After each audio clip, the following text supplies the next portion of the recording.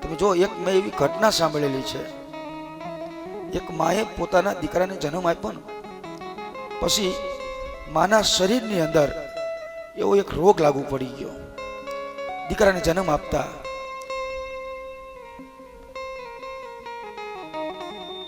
ખૂબ પોતાનો બાપ દવા કરાવે છે, પણ માનું દર્દ મટતું નથી સાહેબ.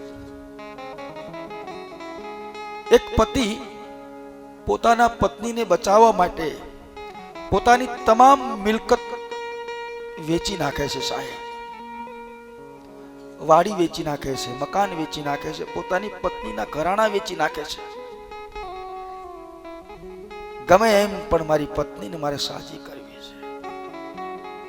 બધું વેચી નાખ્યા પછી હવે એ માણસની પાસે કઈ છે નહીં. પોતાના ખાટલામાં 2 મહિનાનો દીકરો સૂતો છે. પોતાની પત્નીનું મૃત્યુ થતું નથી, દવા લેવાના પૈસા નથી. શું કરું? ક્યાં જાઓ?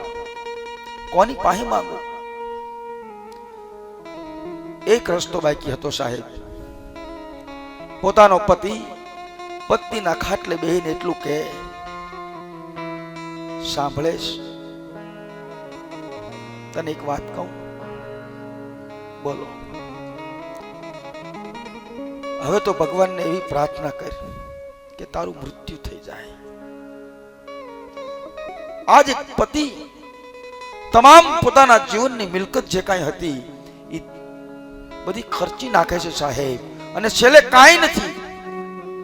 ત્યારે એની પત્નીને એમ કહે છે કે તું ભગવાનને હવે એવી પ્રાર્થના કર કે તારું મૃત્યુ થઈ જાય.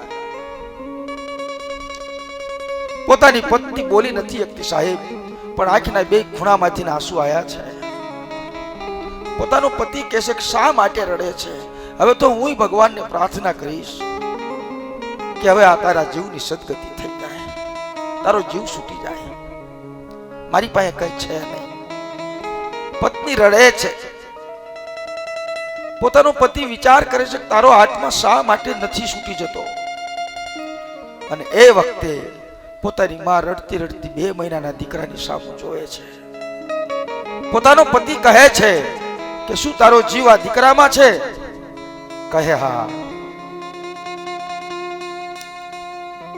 તને ડર છે ને? કહે હા. તું મારી પત્ની છો, તને કદાચ ડર હોય કે મારું દેહાંત થઈ જશે, મારો 2 મહિનાનો દીકરો છે, પછી મારા દીકરાનું શું થશે? આની જો તને ડર હોય ને તો હું તને વચન આપું છું, તારું દેહાંત પછી હું જીવનમાં બીજી વાર લગ્ન નહીં કરું. હું તને વચન આપું છું કે જ્યારે તારું દેહાંત થઈ જશે પછી મારા જીવનમાં ક્યારેય હું બીજું લગ્ન નહીં કરું, અને હું માં બની અને તારા દીકરાને મોટો કરીશ. આ દુનિયાનો બાપ પોતાની પત્નીને એમ કહે છે કે તારા મૃત્યુ પછી હું માં બની જઈશ, તારા દીકરાને દુઃખ નહીં પડવા દઉં, તારા દીકરાને હું મોટો કરીશ, બીજા લગ્ન પણ નહીં કરું. આટલું વચન આપે છે ને, પોતાની પત્નીનું પ્રાણ પંખીડું સાહેબ ઉડી જાય છે. કારણ પતિ અને પત્નીનો એ પ્રેમ હતો, અને પોતાની પત્નીને ખબર હતી કે મારો પતિ એકવાર કહે છે કે હું લગ્ન નહીં કરું તો એ નહીં કરે સાહેબ. આ ભરોસો, આ વિશ્વાસ હતો એને. પોતાના પતિનું એક વચન, પત્નીનો ધ્યાન થઈ જાય છે, પત્નીનો અગ્નિ સંસ્કાર થઈ જાય છે. 12 દિવસ તો આખું કુટુંબ આવે છે, હળી મળીને રહે છે, પણ 12 દિવસ પૂરા થાય છે. જે ઘરમાં પતિ અને પત્ની સુખેથી રહેતા સાહેબ, એ ઘરમાં આજ બાપ અને દીકરો 2 છે. હવે તો કોઈ પૂછવાય નથી આવતું દીકરાએ ખાધું, દીકરાને નવરાયો. આ તો બધો સંબંધ 12 દિવસનો હતો સાહેબ.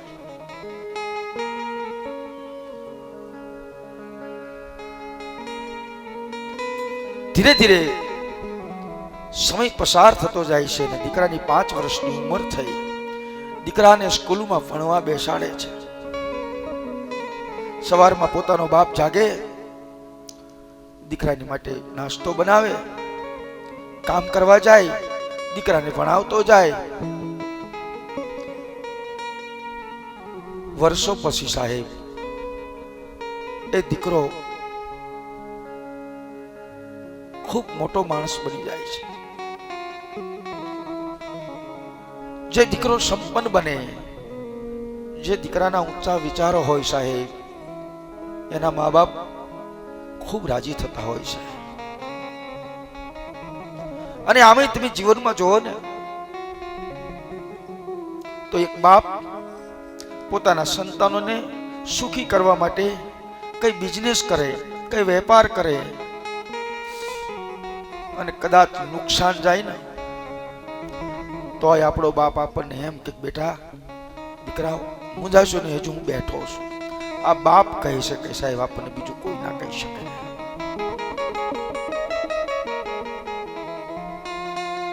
દીકરો મોટો માણસ બન્યા પછી આજ પોતાનો બાપ દીકરાના લગ્ન કરે છે. પોતાની પત્નીનું દેહાંત થયું એની માથે 25 વર્ષ વયા ગયા છે સાહેબ. બીજા લગ્ન તો નથી કર્યા, પણ 25 વર્ષ પછી પોતાના દીકરાના લગ્ન આયા છે ને ત્યારે પોતાનો બાપ એક ખૂણામાં બેઠો બેઠો રડે છે. શું કરું હે ભગવાન, હે નોધારાના આધાર, હે દુખિયાના બેલી. જે માયાને જન્મ આપ્યો, 2 મહિનાનો થયો, એની માનું દેહાંત થયું, પણ આજે એના લગ્ન છે. એની માં યાદ એટલા માટે આવી છે કે આજ મારા દીકરાને પોખવા કોણ જાય છે સાહેબ.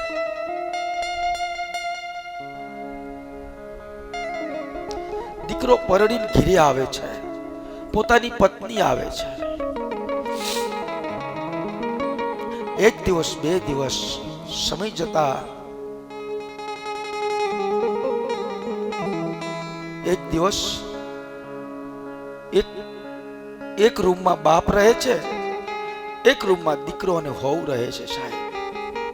પણ એક દિવસ દીકરાની વહુ પોતાના પતિને એમ કહે છે કે સાંભળ્યું કે શું કે મારા બાપે કરિયાવર બહુ આપ્યો છે, એક રૂમમાં સમાતો નથી.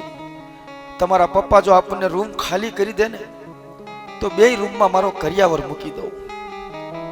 દીકરો કહે કાંઈ વાંધો નહીં, મારા પપ્પાને હું સવારે કહીશ. દીકરો પોતાના પપ્પાને કહે છે પપ્પા, હા બેટા, પપ્પા મારા સસરાએ કરિયાવર જાજો આપ્યો છે, એક રૂમમાં સમાતો નથી. પપ્પા તમારો ઢોલિયો, તમારો ખાટલો જો તમે ઓસરીમાં લઈ લ્યો તો મારી પત્નીને તકલીફ ન પડે અને 2 રૂમમાં એનો સામાન ગોઠવી દે. ત્યારે બાપ એટલું કહે છે બેટા, તું જ્યારે 2 મહિનાનો હતો ને ત્યારે મેં તારી માને વચન આપ્યું હતું કે તારા આત્માની જો સદગતિ થતી હોય તો એક તારા પતિ તરીકે તને વચન આપું છું, જ્યાં સુધી હું જીવતો હશું ત્યાં સુધી તારા દીકરાને દુઃખ નહીં પડવા દઉં. બીજા લગ્ન કરું એમ નહીં, બીજા લગ્ન તો નહીં જ કરું, પણ જ્યાં સુધી આ દુનિયામાં હું જીવું છું ત્યાં સુધી તારા દીકરાને દુઃખ નહીં પડવા દઉં. ભલે બાપ, દીકરા કાલે સવારે મારો ખાટલો હું ઓસરીમાં લઈ લઈશ. બીજા દિવસે પોતાનો બાપ ખાટલો ઓસરીમાં લઈ લે છે. 2 રૂમમાં સામાન ગોઠવી દીધો. 5 વર્ષ માથેથી વયા ગયા છે. હવે તો દીકરાના ઘરે 2 દીકરા છે. 2 દીકરા ઓસરીમાં રમે છે. એક દિવસ એવી ઘટના બને છે સાહેબ,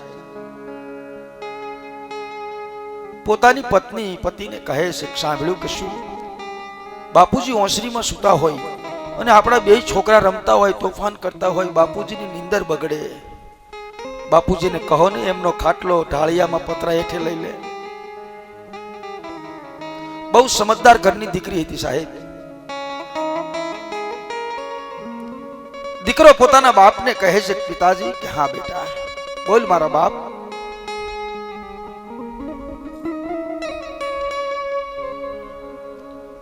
પિતાજી તમે બપોરે અહીંયા સૂતા હોય, મારા છોકરાઓ તોફાન કરતા હોય, પિતાજી તમારો ખાટલો તમે ઢાળિયામાં પથરા નીચે લઈ લ્યો ને તો તમારી નિંદર ના બગડે. કાંઈ વાંધો નહીં દીકરા, મેં તારી માને વચન આપ્યું છે, જ્યાં સુધી હું જીવતો હોઈશું ત્યાં સુધી તારા દીકરાને દુઃખ નહીં પડવા દઉં. પોતાનો બાપ, પોતાનો ઢોલિયો, પોતાનો પલંગ, જાપા પાસે જે ઢાળ્યું છે ને સાહેબ, અહીંયા લઈ લે છે.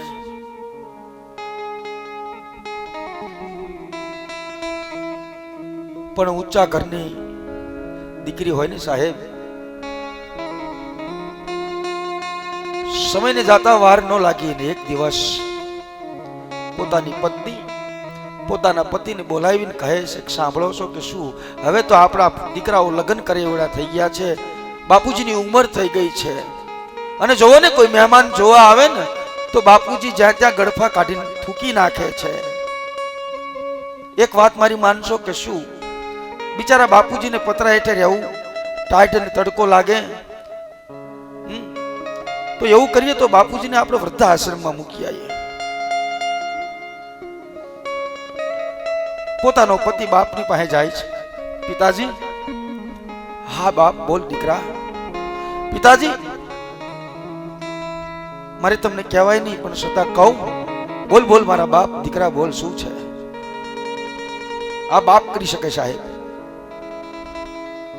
પિતાજી, અહીંયા પતરા નીચે રહેવું, ટાઢ અને તડકો ખાવો, તો એવું કરે ને હું તમને વૃદ્ધાશ્રમમાં મૂકી જાઉં. કાંઈ વાંધો નહીં દીકરા, મેં તારી માને વચન આપ્યું છે કે જ્યાં સુધી હું જીવતો હશું ત્યાં સુધી આ તારા દીકરાની માથે દુઃખ નહીં પડવા દઉં, અને કદાચ જો તારી માથે દુઃખ પડે ને તો તારી માને સ્વર્ગમાં સુખ ન મળે. લે બેટા, મને મૂકી જા.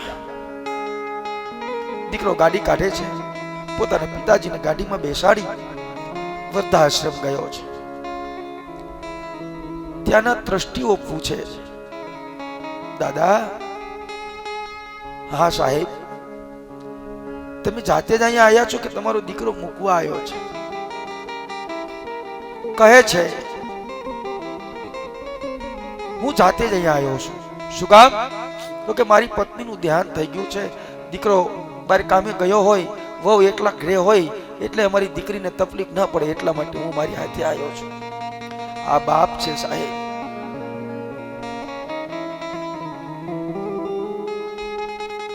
ટ્રસ્ટીને પૈસા આપી દીધા. પોતાનો દીકરો છેલ્લી વખત બાપને મળવા માટે જાય છે વૃદ્ધાશ્રમમાં. પિતાજી. હા દીકરા, બોલ બાપ. પિતાજી, હવે ફરીવાર હું અને તમે ક્યારે મળશું મને ખબર નથી, તો તમારી કોઈ છેલ્લી ઈચ્છા હોય તો મને કહો, હું પૂરી કરી દઉં. પોતાનો બાપ દીકરાને આમો હાથ જોડીને એટલું કહે છે, દીકરા બાપ, મારી છેલ્લી ઈચ્છા બીજી કઈ નથી, હવે તો બહુ ગઈ અને થોડી રહી, મને પહેરવા બે પનિયા લાવી દે, બીજું કાંઈ જોતું નથી. દીકરો બજારમાં જાય, પોતાના બાપની માટે બે પનિયા લાવે છે, પોતાના બાપને આપે છે. કાલો પિતાજી. દીકરા થોડી વાર ઉભો રહે. કેમ? મેં તારી માને વચન આપ્યું છે કે મારા જીવતા જીવ તારા દીકરાને કોઈ દી દુઃખ નહીં પડવા દઉં. બેટા થોડી વાર ઉભો રહે. દીકરો ઉભો છે. પોતાનો બાપ એક પન્યું દીકરાના હાથમાં આપે છે, બેટા એક લેતો જા. પણ પિતાજી, હું તો આ પહેરતો નથી બેટા, આ એક પન્યું લેતો જા. મેં તારી માને વચન આપ્યું છે કે હું જીવું ત્યાં સુધી તને દુઃખ ન પડવું જોઈએ. પણ પિતાજી, હું પહેરતો નથી દીકરા, હું તારો બાપ છું. બાપ, તું ઈ માનું ધાવણ ધાવીને મોટો થયો છું, તું ઈ માના કુખે જન્મો છું કે તે મને બે પનિયા લાવી દીધા બેટા. પણ તું જેને પરણ્યો છું ને એનું ધાવણ ધાવીને જે છોકરા મોટા થશે તને તેદી પનિયા નહીં લાવી દે, એટલે હું તારો બાપ છું, તેદી તને આ કાયમ આવશે. શું કામ? ઊંચા ઘરની દીકરી છે, ઊંચા એના વિચારો છે. ધીરે ધીરે બાપને ખબર ન પડે, પોતાના પતિને ખબર ન પડે, એમ ધીરે ધીરે પોતાના સસરાને ઘરમાંથી કાઢી નાખ્યા છે સાહેબ. એમ આ દુનિયામાં સમજદાર દીકરીઓ ઘણી હોય છે સાહેબ. તમને ખબર ના પડે, જેમ ઉંદર ફૂંક મારે અને આપણને કરડી લે સાહેબ, એમ આ દુનિયાની અંદર એટલી બધી હોશિયાર દીકરીઓ થઈ ગઈ છે સાહેબ. અત્યારે એટલું ઊંચું એનું ભણતર છે સાહેબ. હું તો ઘણી વખત બેહવા જાઉં ને કોઈના ઘરે તો એમ કહું કે આ મકાન કોને બનાવ્યા, તમે કે તમારા સસરાએ? તો એમ જવાબ મળે ને કે અમારા સાસુએ અને સસરાએ. તો હું એને કહું કે બેટા વિચાર તો કર કે તારી સાસુએ અને તારા સસરાએ જરા મકાન બનાવ્યા હશે ત્યારે એમને કેટલો શોખ હશે. મારે સારા મકાન બનાવવા છે અને દીકરાના લગ્ન થાય ને વહુ આવે ને એટલે પહેલા એ જ પૂછે કે આપણું મકાન કયું. શું તમારા મા બાપની મકાનમાં રહેવાનો શોખ નહીં હોય? તમારા સાસુ અને સસરા એ મકાનનો જમીનનો એટલા માટે ત્યાગ કરે છે કે પોતાના દીકરાને સુખ મળે. અને તમને ક્યારેય એવું અભિમાન હોય ને કે તમારો બાપ કદાચ દીકરી આપી શકે અને બહુ સગવડ વાળા હોય તો 5 લાખનો કરિયાવર આપી શકે સાહેબ. કોઈ દી અહંકાર કે અભિમાન ન રાખતા. એ કદાચ સગવડ હોય તો 5 લાખનો કરિયાવર આપી શકે અને કદાચ તમારું દીકરીનું દાન કરી શકે સાહેબ. પણ આ દુનિયામાં દીકરાનો બાપ છે ને એ તો તમને દીકરો આપે છે, મકાન આપે છે. એટલું નહીં સાહેબ,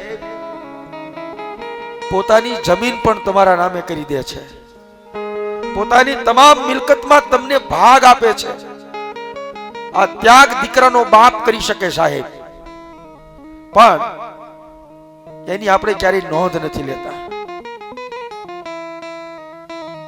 તો એમ ધર્મને સમજવા માટે 7 શુદ્ધિ જોઈએ, અર્થને સમજવા માટે 5 સાધન જોઈએ સાહેબ. આ પહેલું સાધન છે મા બાપની સેવા. પણ સમજાવવું જોઈએ કે આનો અર્થ શું થાય. આ તો મેં તમને સમજાવ્યું ભાઈ આવું છે એમ. હું તમને કહેતો નથી કે તમે આવા થઈ જાય, તમે જે છો એમનેમ જ રહેજો. અને મારા ગુરુ મહારાજ તો એમ જ કહેતા સાહેબ કે બાપના નો વાળે બાવાના કઈ નો વાળે.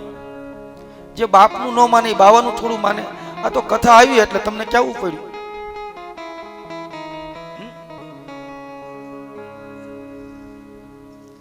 તો પહેલી અર્થને સમજવા માટે પહેલું સાધન છે માતા પિતાની સેવા. બીજું સાધન છે તમારી ઉપર કોઈ સદગુરુની કૃપા. મા બાપની સેવાથી અર્થ થઈ શકે, કોઈ સંતની કોઈ સદગુરુની કૃપા જો તમારી ઉપર થઈ જાય તો આ અર્થ સમજાયો છે સાહેબ. ત્રીજું છે તમારી સાથે કોઈ ઉધમ ઘટના બને તો તમે આ અર્થને સમજી શકો. ચોથું છે પારલબ્ધ. તમને તમારું પારલબ્ધ સમજાય તો તમે સમજી શકો. અને છેલ્લે 5મું છે પ્રભુની કૃપા. ઈશ્વરની કૃપા હોય તો તમે સમજી શકો.